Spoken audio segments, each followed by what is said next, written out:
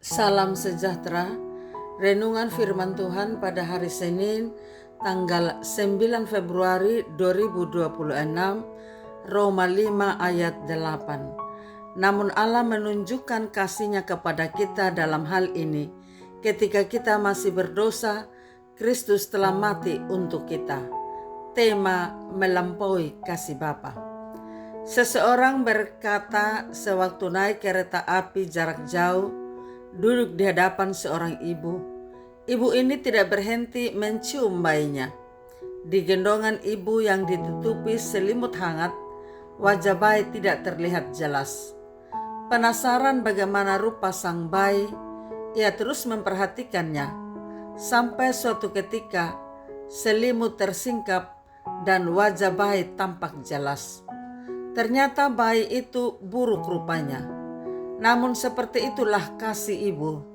Tidak peduli bagaimana rupa wajah sang bayi, sang ibu tetap menyayangi dengan segenap hati. Banyak sekali kisah kasih ibu yang mengharukan. Namun jauh lebih menakjubkan lagi kisah kasih Allah Bapa dan Yesus Kristus kepada kita. Rasul Paulus menggambarkannya secara dramatis.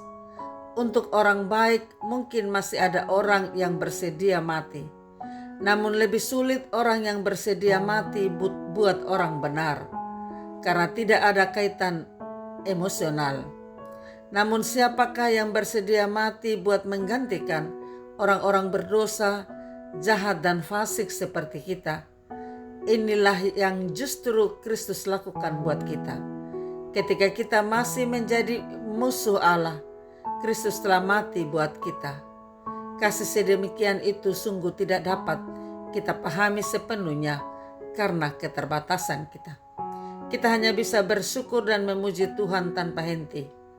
Tanpa usaha apapun dari pihak kita, Kristus telah memperdamaikan kita dengan Allah Bapa melalui kematian Yesus Kristus.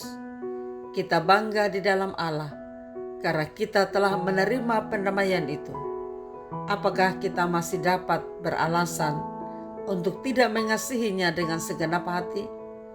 Jika Allah sudah demikian mengasihi kita, apakah kita tidak rindu mengasihinya dengan segenap hati?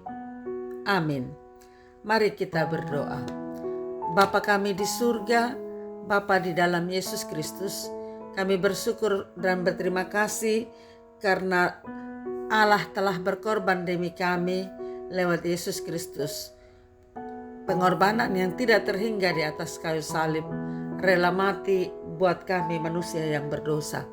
Ajarlah kami untuk menanggapi cinta kasih Tuhan dalam hidup kami, agar kami hidup dalam ketaatan dan kesetiaan, untuk menanggapi kasih Tuhan yang sangat besar, yang penuh dengan pengorbanan.